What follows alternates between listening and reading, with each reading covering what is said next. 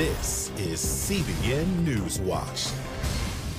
Thanks for joining us for CBN Newswatch. I'm Mark Martin. The city of San Francisco has banned city-funded travel to states that have recently adopted pro-life legislation. The ban prohibits city employees from traveling to and doing business with companies in some 22 states. Charlene Aaron has been following the story and joins us now. Charlene. That's right, Mark. San Francisco Mayor London Breed issued that mandate last week, which bans travel to states that have enacted legislation that restricts abortions. The ordinance prohibits employees from traveling to states that have enacted laws that prohibit abortion prior to the viability of the fetus and bans city contracting with companies headquartered in states that have such laws or where work on the contract would be performed in such states.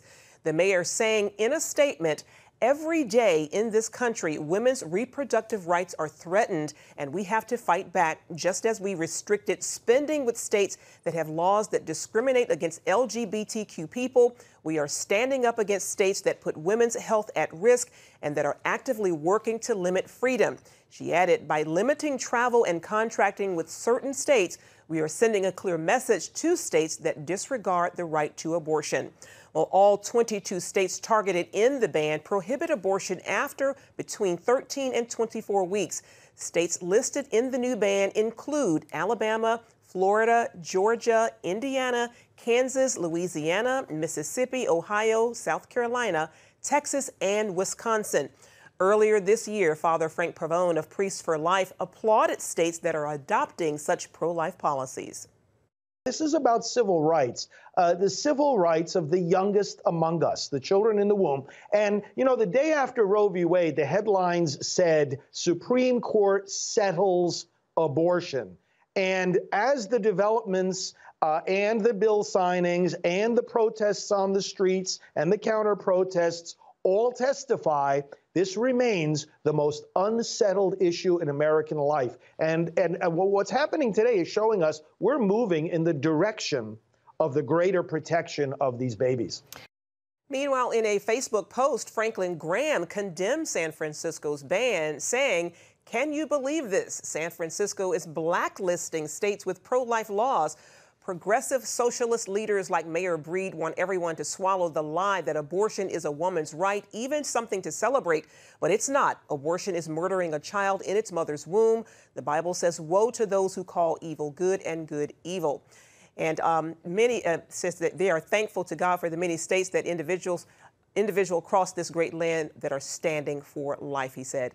And San Francisco Supervisor Valley Brown authorized this legislation in hopes of impacting the bottom line of states that oppose abortion.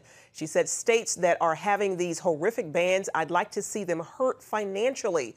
This is a universal language of economic health. If they're going to put women in a situation that could hurt their economic health, like having children when they're not ready, then we should hurt their economic health as a state."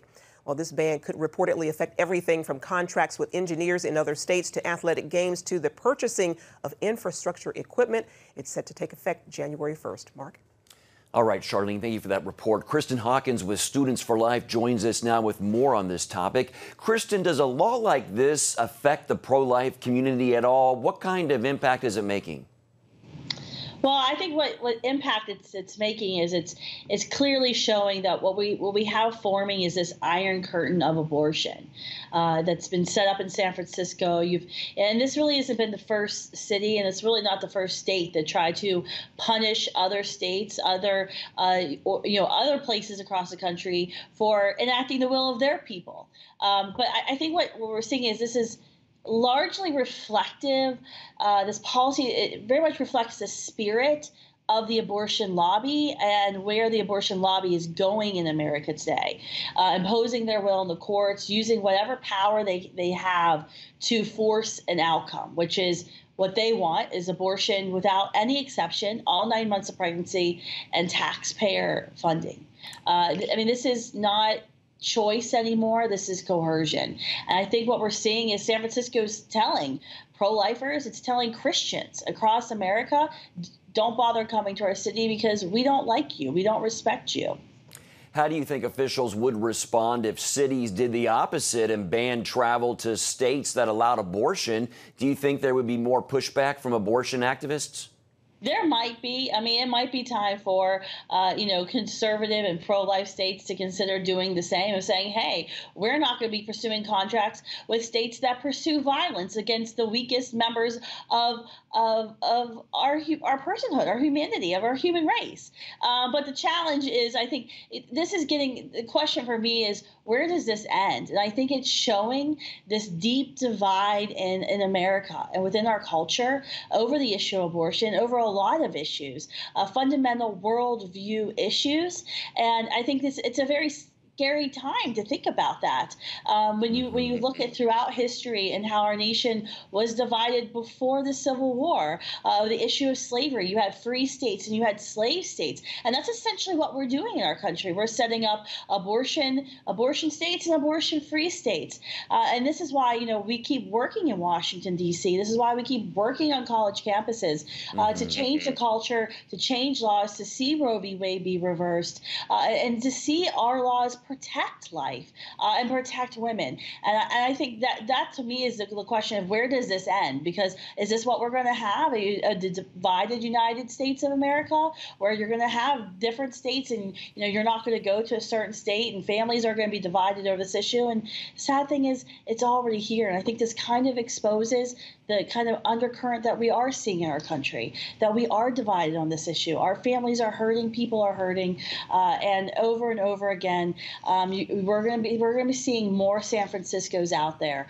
saying, we're going to take a stand, and our stand is not going to be for life. And I think it's time for us as Christians, as pro-lifers, to stand up and be courageous and fight back. Okay. All right. Kristen Hawkins with Students for Life. Thank you, Kristen, for your time today. Thank you. Facebook CEO Mark Zuckerberg was grilled for hours by lawmakers yesterday in a hearing in front of Congress. It was Zuckerberg's first testimony to Congress since April 2018. Zuckerberg's appearance aimed to promote a cryptocurrency project called Libra, but took heat from lawmakers from both parties over the company's record on hate speech, privacy, and fake political ads. You plan on doing no fact-checking on political ads. Chairwoman, our policy is that we do not fact-check politicians' speech, and the reason for that is that we believe that in a democracy, it is important that people can see for themselves what politicians are saying. Political speech is some of the most scrutinized speech already in the world. Do you fact-check on any ads at all? Yes. Facebook did announce this week they took down several bogus accounts from Russia and Iran that were posing as political groups spreading misinformation. Chaos erupted during another day of closed-door testimony on Capitol Hill. The Pentagon official overseeing Ukraine was supposed to testify yesterday, but that hearing quickly got shut down when a group of Republican lawmakers stormed in. They accused Democrats of overseeing a secretive Soviet-style process in their impeachment inquiry and leaking selective information. But Democrats call their stand-in a stunt meant to distract. By golly, if they're going to do it in public. This is an effort to please the president, to try to shut down the process. It's a stunt. The GOP is demanding the full House vote on impeachment. That would open up the hearings to the public and allow the White House in on the process. House Democrats say they are preparing to move their impeachment inquiry onto a more public stage as soon as mid-November. And we're going to have more on the latest on our nation's capital this evening on Faith Nation, and you can watch it here on the CBN News Channel. A report released yesterday by Colorado's Attorney General found hundreds of cases of sexual abuse in the Catholic Church. The findings showed that more than 160 children were sexually abused by 43 Roman Catholic priests over 70 years, with most victims abused in the 1960s and 1970s. It's unimaginable. And the most painful part for me was that we have had stories told of victims coming forward and they weren't supported. And we can't make up for that. I think our current focus is making sure that we do a good job here, and our work here is not done. We want to get other episodes that may have happened that were not surfaced to light so they can be included in an updated report.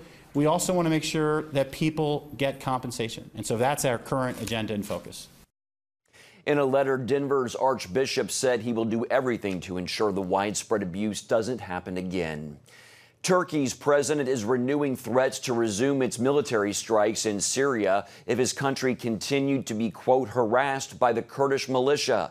This comes after President Trump warned Turkey it needed to protect religious minorities or it would reimpose sanctions, and follows a meeting between Erdogan and Russian President Putin. They met to divide northeast Syria just 2 days ago. Erdogan said today Turkey would crush any Syrian Kurdish fighter if its military comes across while trying to secure areas under its control. He also warned against the possibility of Syrian Kurdish fighters resuming fighting alongside U.S., Russian, or Syrian government forces. In Israel, the political drama continues as President Reuven Rivlin has now given former military chief and Blue and White Party leader Benny Gantz the task of forming the next government. The move came after Prime Minister Benjamin Netanyahu returned the mandate earlier this week after failing to pull together a majority of Israeli parliament members for his government. No one other than Netanyahu has been asked to form a government for the last 10 years. Rivlin said it's possible to form a government and avoid a third round of elections in a year. Gantz promised to do what Netanyahu could not. It's true that everyone will pay a price when a new government is formed, but it's the Israeli citizens that will pay the heaviest price if a government is not formed. I promised I would form a united liberal government, and I intend to do so. In the government formed by me, I will serve and act for all Israeli citizens. Gantz has 28 days to form a government. If he fails, it's likely Israelis will head to the polls yet again for the third time in less than a year. Coming up, what's happening around the world and how that's affecting the U.S. economy. We sit down with an expert when we come back.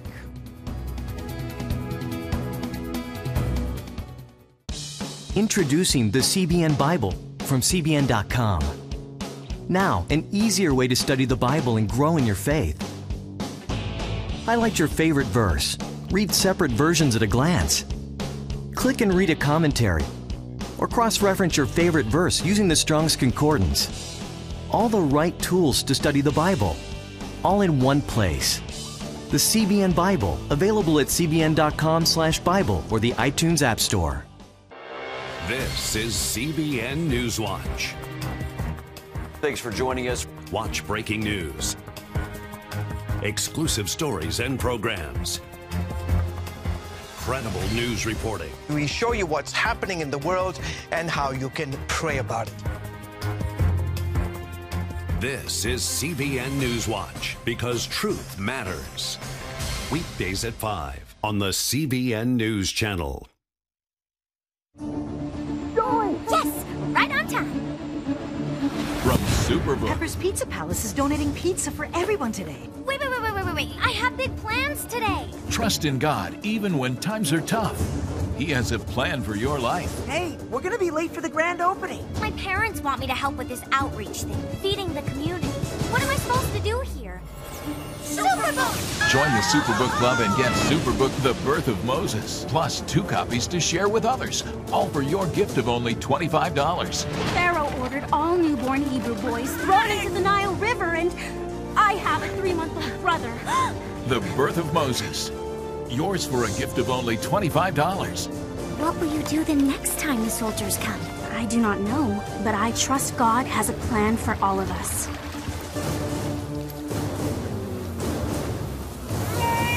Superbook Club members, free streaming for seasons 1, 2, and 3 is now available.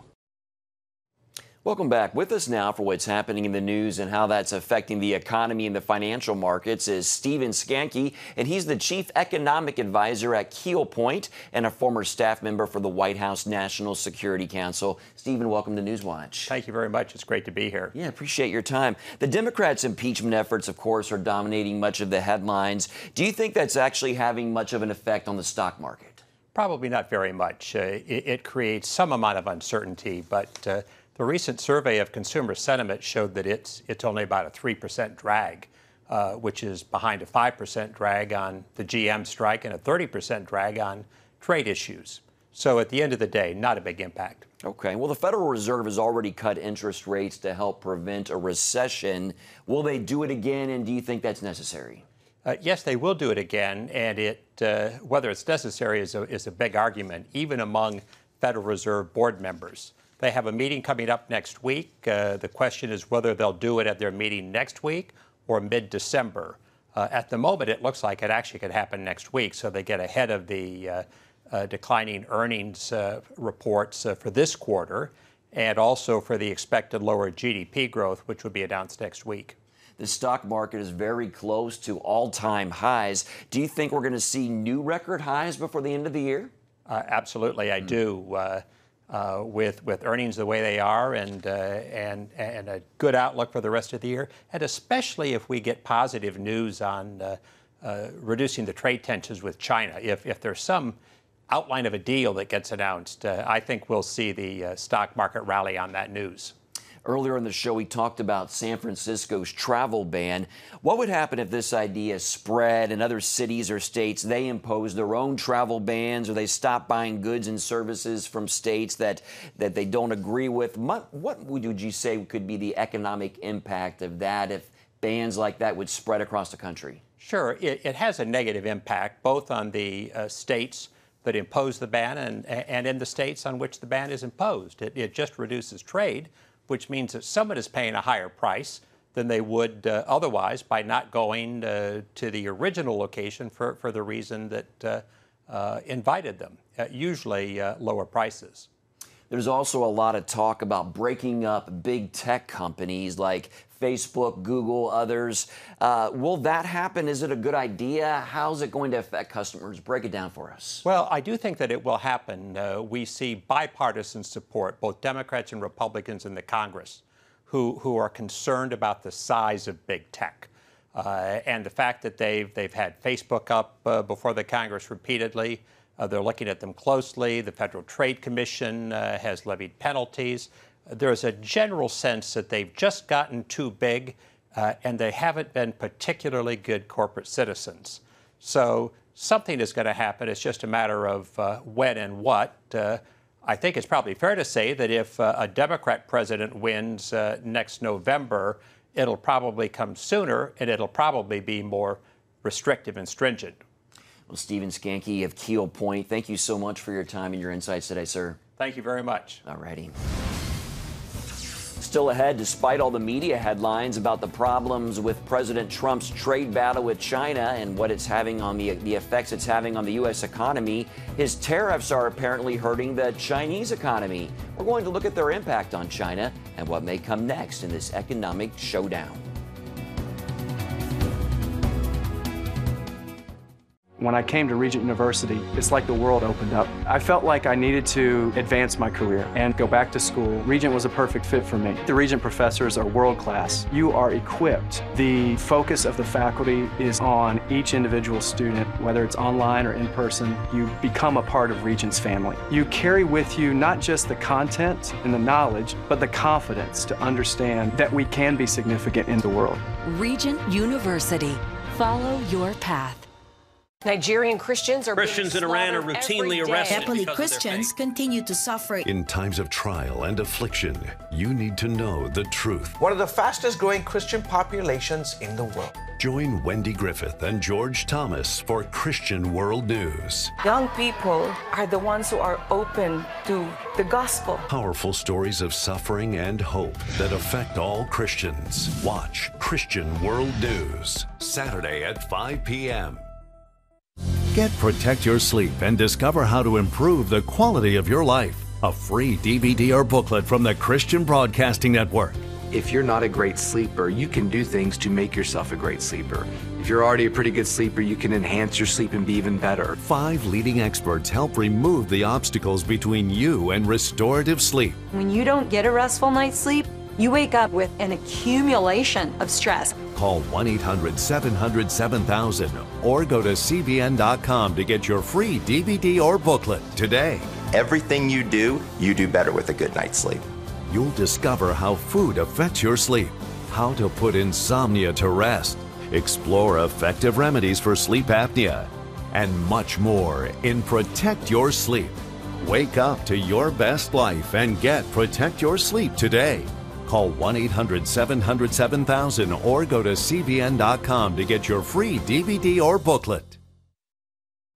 China's economy is weakening, and President Trump's trade tariffs are one of the reasons why. On this week's episode of The Global Lane, Dan Celia, CEO of Financial Issues Stewardship Ministries, says the China trade deal might not happen anytime soon. Right now, we've got China backtracking a little bit, the U.S. even backtracking a little bit. So, you know, in the end, as we get closer, China ultimately, Gary, which they do all the time, they're going to say, well, you know, they already said a couple days ago, they said we need to talk a little bit further, meaning they want to try to make some changes. So it is really hard to say. I am not overly optimistic that a deal is going to get signed, but I am hopeful that a deal gets signed, this first phase of a trade agreement. What do you make of China's slowing economy then? Are Trump's trade tariffs responsible for that, or is it something else, Dan?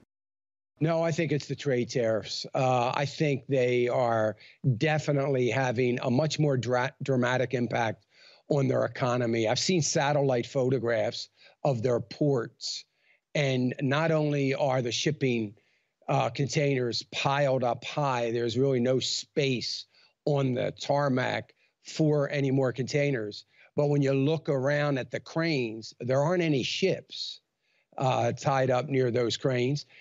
Just looking at those things alone, it's very, very difficult. They are not only in a major economic downturn or slowdown, but they are also now faced with some what could be major inflation. So the people that don't have jobs now that are starving because of what little they get paid if they are working are going to be faced with some inflation, unfortunately. This trade deal is good news for American farmers if it happens, right? Yes, it is good news for the farmers and the ranchers because of the swine flu. The African swine flu has decimated the hog population in China. About 65% of it is gone due to that. So, yeah, it is good news for the farmers. They can't even, I don't even think they're poised to produce $50 billion worth of ag, you know, corn and soybean. But I guess they'll do it if they have to, and it's a real signed, firm deal. But I think farmers are going to be reluctant to plant based on a deal with China. That's always concerning. Things could change in a heartbeat. But China is at a place where their back is to the wall. Their economy is slowing dramatically. And if they're saying 6%, it's probably a lot lower than that. We don't know. We don't see the data like we do here. There's no transparency. They can basically say whatever they want. But from what we understand from import exports, they are struggling in dramatic fashion, and their supply chain continually gets smaller and smaller. And that's the big problem they're going to face for many years if this keeps going on for much longer. What about financial institutions, intellectual property rights, those things? The problem I have with the financial institution things, yes, it's very good for American financial institutions, but it's also a recipe for our financial institutions, which they likely will do, is going over there, issuing debt, getting in debt, getting more involved. And my fear is that they may feel necessary to give the yuan, the currency of China, a little bit of credibility. And China is going to be leaning on them to give their currency a little bit of credibility. If a deal is signed before Christmas, what effect will that have on Wall Street investors and world financial markets? Well, if a trade is signed before Christmas, it's going to have some benefits to world markets, just in the way of optimism, not necessarily feeling the benefits, but certainly be more optimistic. That optimism is going to be good for their economy, good for their consumers, good for those spending money in these economies. Well, let's hope it's a Merry Christmas on that front. Dan Celia, Financial Issues Stewardship Ministries, thank you for your time. Thank you, Gary. I appreciate being here. And you can hear more from Dan Celia and also Pastor Andrew Brunson, who talks about his darkest moments as a prisoner in Turkey. It's all tonight on the Global Lane at 9:30 Eastern, only on the CBN News Channel. Don't go anywhere. We'll be back right after the break. Christians around the world are standing with the Israelis. But why? In CBN's free magazine, Friends of Israel, you'll discover why Christians are supporting the Jewish state, how Israel is fulfilling prophecy as a light to the nations, and ways you can pray for the people of Israel. Israel needs the support of friends like you. Call now or go to CBN.com to get your free copy of Friends of Israel. Heavenly Father, we do thank you for the work of your Spirit, Lord God, with this movement of getting the Bible, yes, Lord, into public schools.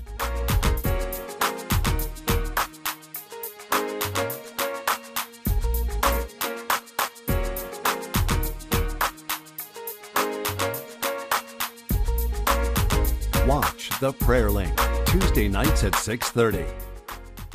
Hey, if you're tired and exhausted all day, you can't think clearly, and you really just need a cup or even a pot of coffee to get through your day, then join me, Dr. Josh Axe, for this new series where I'm going to teach you how to transform your diet and use essential oils and supplements to get a better night's sleep. Get Protect Your Sleep and live your best life with innovative information from 5 leading sleep experts. If you're not a great sleeper, you can do things to make yourself a great sleeper. If you're already a pretty good sleeper, you can enhance your sleep and be even better. Discover a sleep-enhancing bedtime routine, how to put insomnia to rest, learn how to relieve pain that disturbs sleep, and much more in Protect Your Sleep. Everything you do better with a good night's sleep. Wake up to your best life. Call 1-800-700-7000 to get your free DVD or booklet of Protect Your Sleep today. Don't miss out on this brand new series. Heartbreaking news for the Christian music community today. Christian pop artist Toby Mac's eldest son, Truett Foster McKeon, passed away at his home in Nashville sometime Tuesday evening or Wednesday morning. A representative for the singer confirmed the 21-year-old's death in a statement. The Davidson County Medical Examiner's Office said in a statement, the cause of death has not been determined. Toby was traveling back from Canada and did not get home to be with his family until after midnight last night, so there is no statement. We just ask that everyone please be respectful of their privacy during this time and allow them to grieve their loss. Toby Mac has postponed the remainder of his Canadian tour to be home with his family in Tennessee, and our prayers here at CBN are definitely with them during this time. That's going to do it for this edition of CBN News Watch. Hope you'll join us next time, and please keep Toby Mac's family in your prayers. Take care.